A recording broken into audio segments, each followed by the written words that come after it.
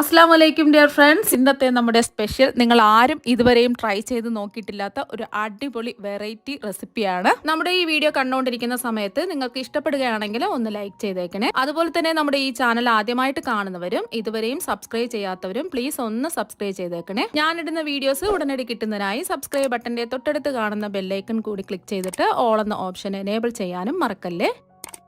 ആദ്യം തന്നെ ഇതിനായിട്ട് ഒരു മിക്സിയുടെ ജാറിലേക്ക് 15 ചെറിയ ഉള്ളി ഇട്ട് കൊടുക്കാം. ഞാനിപ്പോൾ 15 ചെറിയ ഉള്ളിയാണ് എടുത്തിട്ടുള്ളത്. വലിയ ചെറിയ ഉള്ളിയൊക്കെ ആണെന്നുണ്ടെങ്കിൽ ഒരു 10 എണ്ണമൊക്കെ എടുത്താൽ മതിയാവും. അപ്പോൾ തന്നെ ഇതിലേക്ക് ഒരു 20 അല്ലി വെളുത്തുള്ളി അല്ലികളും കൂടി ചേർത്ത് കൊടുക്കാം. ചെറിയ അല്ലി വെളുത്തുള്ളി അല്ലികളാണ്. വലിയ അല്ലി വെളുത്തുള്ളി അല്ലികളാണെന്നുണ്ടെങ്കിൽ ഒരു 10 എണ്ണം എടുത്താൽ മതിയാവും. ഇനി 3 ഇഞ്ച് വലുപ്പത്തിലുള്ള ഇഞ്ചി ഇതുപോലെ നീളത്തിൽ കട്ട് ചെയ്തത് ചേർത്ത് കൊടുക്കാം. പെട്ടെന്നൊന്ന് ചതച്ച് എടുക്കുന്നതിന് വേണ്ടിയിട്ടാണ് ഇതുപോലെ നീളത്തിൽ കട്ട് ചെയ്ത് എടുത്തിട്ടുള്ളത്. അതുപോലെ തന്നെ ഇതിലേക്ക് ഒരു 2 തണ്ട് കറിവേപ്പില ചേർത്ത് കൊടുക്കാം.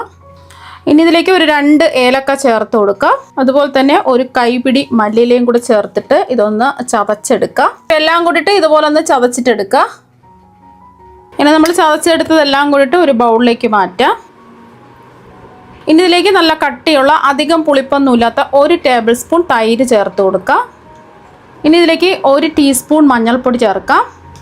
അതുപോലെ തന്നെ ഇതിലേക്ക് 1 ടീസ്പൂൺ ഗരം മസാല പൊടി ചേർത്ത് കൊടുക്കാം. ഇനി ഇതിലേക്ക് ചേർത്ത് കൊടുക്കുന്നത് പെരിഞ്ചീരകം ചതച്ചെടുത്തതാണ്. മിക്സിയുടെ ചെറിയ ജാറിലിട്ടിട്ട് ജസ്റ്റ് ഒന്ന് ചതച്ച് പൊടിച്ചെടുക്കുക. ഇതുപോലെ പൊടിച്ചെടുത്തിട്ടുള്ളതാണ്. ഒരുപാടങ്ങ് പൊടിഞ്ഞു പോവാതെ ചെറിയ ചെറിയ കഷ്ണങ്ങളായിട്ട് കിടക്കണം, അങ്ങനെ എടുത്തിട്ടുള്ളതാണ്. 1 ടേബിൾ സ്പൂൺ ആണ് ചേർത്ത് കൊടുക്കുന്നത്. ഇതുപോലെ മുഴുവൻ വലിയ ജീരകം ചതച്ചെടുക്കാൻ ഇല്ലാന്നുണ്ടെങ്കിൽ പെരിഞ്ചീരകത്തിന്റെ പൊടി ഒരു 1/2 ടേബിൾ സ്പൂൺ ചേർത്ത് കൊടുത്താൽ മതിയാവും. ഇനി ഇതിലേക്ക് ചേർത്ത് കൊടുക്കുന്നത് 1/2 ടീസ്പൂൺ ചില്ലി ഫ്ലേക്സ് ആണ്. ചതച്ച മുളകാണ്. ചില്ലി ഫ്ലേക്സ് എന്ന് പറഞ്ഞിട്ട് കടയിൽ നിന്ന് വാങ്ങാൻ കിട്ടും. അല്ലാന്നുണ്ടെങ്കിൽ കുറച്ച് വറ്റൽ മുളക് എടുത്തിട്ട് മിക്സിയുടെ ചെറിയ ജാറിലിട്ടിട്ട് ജസ്റ്റ് ഒന്ന് പൊടിച്ചെടുത്താൽ മതിയാവും. ചില്ലി ഫ്ലേക്സ് ഉണ്ടെന്നുണ്ടെങ്കിൽ ചേർത്ത് കൊടുക്കുക.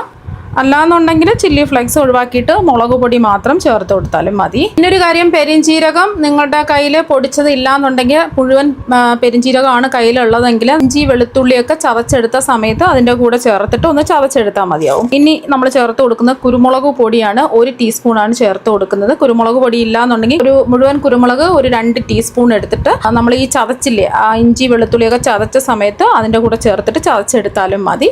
ഇനി ഇതിലേക്ക് മുളക് പൊടിയാണ് ചേർത്ത് കൊടുക്കുന്നത്. കാശ്മീരി മുളക് പൊടിയാണ് ചേർത്ത് കൊടുക്കുന്നത്. 3 ടേബിൾ സ്പൂൺ ആണ്. സാധാരണ എരിവുള്ള മുളക് പൊടിയാണെന്നുണ്ടെങ്കിൽ 1.5 ടേബിൾ സ്പൂണോ അല്ലെങ്കിൽ 2 ടേബിൾ സ്പൂണോ ഒക്കെ ചേർത്ത് കൊടുത്താൽ മതി. അവരവരുടെ എരിവിനനുസരിച്ചിട്ടുള്ള മുളക് പൊടി ചേർത്ത് കൊടുക്കുക. ഇതിന് അധികം എരിവുണ്ടാവില്ല, കുറച്ച് കളർ മാത്രമേ ഉണ്ടാവുള്ളൂ. അപ്പം അതുകൊണ്ടാണ് കാശ്മീരി മുളക് പൊടി എടുത്തിട്ടുള്ളത്.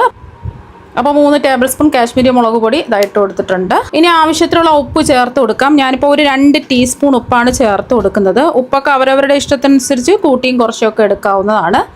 ഇനി ഇതിലേക്ക് നമ്മൾ ചേർത്ത് കൊടുക്കുന്നത് വിനാഗിരിയാണ്. 2 ടേബിൾ സ്പൂൺ വിനാഗിരിയാണ് ചേർത്ത് കൊടുക്കുന്നത്. വിനാഗിരിക്ക് പകരം നിങ്ങൾക്ക് വേണമെന്നുണ്ടെങ്കിൽ 1 ടേബിൾ സ്പൂൺ നാരങ്ങ നീര് വേണമെന്നുണ്ടെങ്കിലും ചേർത്ത് കൊടുക്കാം. നാരങ്ങ നീരില്ലാന്നുണ്ടെങ്കിൽ 2 ടേബിൾ സ്പൂൺ വിനാഗിരി ചേർത്ത് കൊടുത്താൽ മതി. അതുപോലെ തന്നെ ഇതിലേക്ക് 2 ടേബിൾ സ്പൂൺ വെളിച്ചെണ്ണയും കൂടി ചേർത്ത് കൊടുക്കാം. വെളിച്ചെണ്ണയിലാണ് നിങ്ങൾ ചെയ്യുന്നതെങ്കിൽ വെളിച്ചെണ്ണ തന്നെ ചേർത്ത് കൊടുക്കുക. വെളിച്ചെണ്ണയാകുമ്പോൾ നാടൻ ഒരു ഫ്ലേവറും ടേസ്റ്റും ഒക്കെ കിട്ടും. എല്ലാം കൂടിയിട്ട് ഒന്ന് മിക്സ് ചെയ്യാം.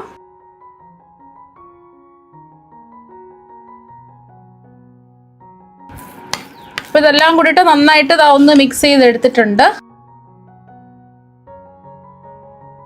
ഇനി അടുത്തതായിട്ട് വേണ്ടത് ചിക്കനാണ്. ചിക്കൻ 1 കിലോ ആണ് എടുത്തിട്ടുള്ളത്. നല്ലതുപോലെ കഴുകി വൃത്തിയാക്കി എടുത്തിട്ടുണ്ട്. അപ്പം നമ്മൾ ഈ മസാലക്കൂട്ട് തയ്യാറാക്കി എടുത്തില്ലേ, അതിൽ ആവശ്യത്തിന് ഉപ്പൊക്കെ ഉണ്ടോയെന്നൊന്ന് ചെക്ക് ചെയ്ത് നോക്കാം. ആവശ്യമെങ്കിലും ഉപ്പ് ചേർത്ത് കൊടുക്കാം. ഞാൻ ചേർത്ത് കൊടുത്ത 2 ടീസ്പൂൺ ഉപ്പ് കറക്റ്റാണ്. അതുകൊണ്ട് ഉപ്പ് ചേർത്ത് കൊടുക്കുന്നില്ല. പ്രത്യേകിച്ച് നോക്കിയിട്ട് ആവശ്യമുണ്ടെന്നുണ്ടെങ്കിൽ ഉപ്പ് ചേർത്ത് കൊടുക്കാം. അപ്പം ഇങ്ങനെ മസാലക്കൂട്ട് തയ്യാറാക്കി എടുക്കുന്ന സമയത്ത് നമുക്ക് എത്രമാത്രം ഉപ്പും എരിവും ഒക്കെ ആവശ്യമുണ്ടെന്ന് നമുക്ക് അറിയാൻ പറ്റും.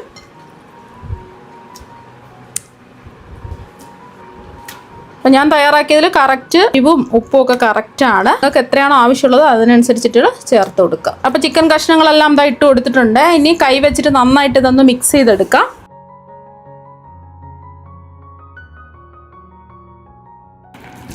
ആ ഉള്ളിയൊക്കെ നമ്മൾ ചേർത്ത് കൊടുത്തത് കൊണ്ട് നല്ലൊരു ടേസ്റ്റാണ് ഇതിന്. ആ ചിക്കൻ്റെ എല്ലാ ഭാഗത്തും മസാല തേച്ച് പിടിപ്പിക്കാം. നിങ്ങൾക്ക് വേണമെന്നുണ്ടെങ്കിൽ വരഞ്ഞു കൊടുത്തിട്ട് അങ്ങനെയും ചിക്കൻ എടുക്കാവുന്നതാണ്. ഞാനിപ്പോൾ വരഞ്ഞു കൊടുക്കുന്നില്ല, ഒരു ഫോർക്ക് വെച്ചിട്ട് ഒന്ന് കുത്തി കൊടുക്കാം. ഉള്ളിലൊക്കെ മസാല പിടിച്ച് കിട്ടുന്നതിന് വേണ്ടിയിട്ട്. ചിക്കൻ കഷ്ണങ്ങളിലെല്ലാം മസാല തേച്ച് പിടിപ്പിച്ചെടുത്തിട്ടുണ്ട്. എല്ലാ ഭാഗത്തും നല്ലതുപോലെ ഒന്ന് തേച്ച് പിടിപ്പിക്കുക. എന്നിട്ട് നമുക്ക് വേണമെന്നുണ്ടെങ്കിൽ ഫോർക്ക് വെച്ചിട്ട് ഒന്ന് കുത്തി കൊടുക്കാം, മസാലയൊക്കെ ഒന്ന് ഇറങ്ങി കിട്ടാൻ വേണ്ടിയിട്ട്.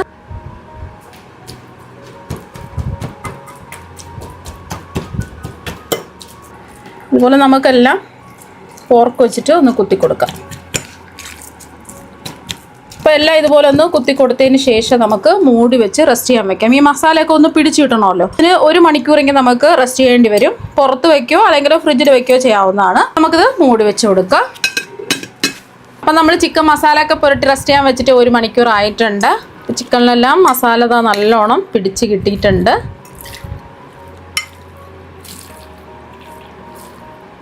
ഇനി ഒരു പാൻ ചൂടാക്കാൻ വെച്ചിട്ടുണ്ട്. ഇതിലേക്ക് കുറച്ച് വെളിച്ചെണ്ണ ഒന്ന് ഒഴിച്ചു കൊടുക്കാം. ഇനി വെളിച്ചെണ്ണ ഒന്ന് ചൂടാവട്ടെ. ഇപ്പോൾ എണ്ണ ഒന്ന് ചൂടായിട്ടുണ്ട്. ഇതിലേക്ക് ഒരു 2 ടേബിൾ സ്പൂൺ ഗോതമ്പ് പൊടി ഇട്ട് കൊടുക്കാം. ഒന്ന് മിക്സ് ചെയ്യാം. ലോ ടു മീഡിയം ഫ്ലെയിം വെച്ച് കൊടുക്കുക. നമ്മൾ എണ്ണയിലേക്ക് മാവ് ഇട്ട് കൊടുത്തതിന് ശേഷം ചിക്കൻ കഷ്ണങ്ങൾ ഇട്ട് കൊടുക്കുക. എണ്ണയിലേക്കാണ് നമ്മൾ മാവ് ഇട്ട് കൊടുത്തത്. കാരണം എന്താ വെച്ചാൽ ഇത് പെട്ടെന്ന് തന്നെ ഫ്രൈ ആയി കിട്ടുകയും ചെയ്യും. ഉള്ളൊക്കെ നല്ല ജ്യൂസി ആയിട്ടിരിക്കുകയും ചെയ്യും. ചിക്കൻ മസാല പുരട്ടി വെച്ചപ്പോൾ നമ്മൾ കോൺഫ്ലോറോ മൈദയോ ഒന്നും ചേർത്തിട്ടില്ല. നമ്മളിതിൽ ഗോതമ്പ് പൊടിയാണ് എണ്ണയിലേക്ക് ചേർത്ത് കൊടുത്തിട്ടുള്ളത്. നല്ല ഒരു പ്രത്യേക ടേസ്റ്റ് ആയിരിക്കും ഇങ്ങനെ ചെയ്തിട്ടെടുക്കുമ്പോൾ. ഞാനിപ്പോൾ 2 ബാച്ചായിട്ടാണ് ഇത് ഫ്രൈ ചെയ്തെടുക്കുന്നത്.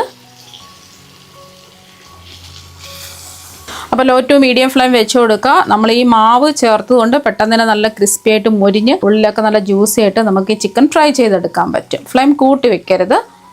അപ്പോൾ ഇതൊന്ന് ഒരു വശം ഒന്ന് മൊരിഞ്ഞ് വരട്ടെ.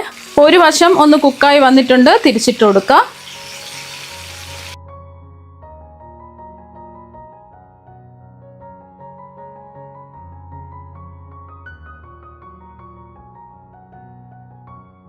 വശം ഒന്ന് കുക്കായി വരട്ടെ.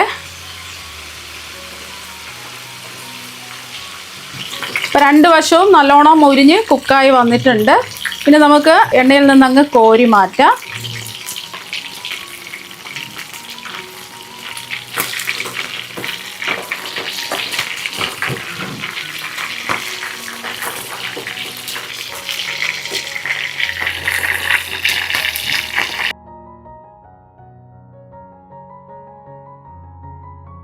അപ്പോൾ എണ്ണയിൽ നിന്ന് കോരി മാറ്റിയിട്ടുണ്ട്. ഒട്ടും തന്നെ എണ്ണയൊന്നും കുടിച്ചിട്ടില്ല. നമ്മൾ ഒഴിച്ചു കൊടുത്ത എണ്ണ അതുപോലെ തന്നെയുണ്ട്. മസാലയൊന്നും ആ എണ്ണയിൽ കലർന്നിട്ടില്ല. അതുപോലെ തന്നെ നമ്മൾ ഇട്ട് കൊടുത്ത പൊടിയൊന്നും അതിൽ കരിഞ്ഞൊന്നും പോയിട്ടില്ല. എല്ലാം ഈ ചിക്കനിൽ തന്നെ പിടിച്ചിട്ടുണ്ട്. അപ്പോൾ അടുത്ത ബാച്ച് ഫ്രൈ ചെയ്യുന്ന സമയത്ത് 1 ടേബിൾ സ്പൂൺ ഗോതമ്പ് പൊടി ഇട്ട് കൊടുക്കുക. ചിക്കൻ കഷ്ണങ്ങൾ ഇട്ട് കൊടുക്കുക.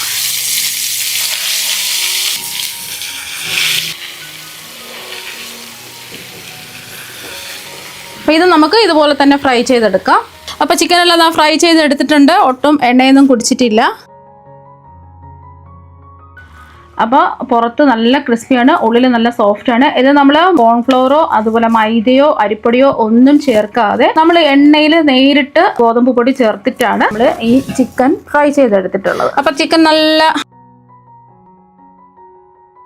ജ്യൂസി ആയിട്ടാണ് ഇരിക്കുന്നത്. നല്ല സോഫ്റ്റാണ്. കഴിക്കാൻ വേണ്ടിയിട്ടും അടിപൊളി ടേസ്റ്റാണ്. ഒരു പ്രത്യേക ടേസ്റ്റാണ് ഇത് കഴിക്കാൻ വേണ്ടിയിട്ട്. അപ്പോൾ നിങ്ങൾ എന്തായാലും ഇതുപോലെ ഒരു പ്രാവശ്യം ചിക്കൻ ഒന്ന് ഫ്രൈ ചെയ്ത് നോക്കുക. തീർച്ചയായും നിങ്ങൾക്ക് എല്ലാവർക്കും ഒരുപാട് ഇഷ്ടമാകും. അപ്പോൾ നമുക്ക് മറ്റൊരു വെറൈറ്റി വീഡിയോ ആയിട്ട് വീണ്ടും കാണാം. താങ്ക്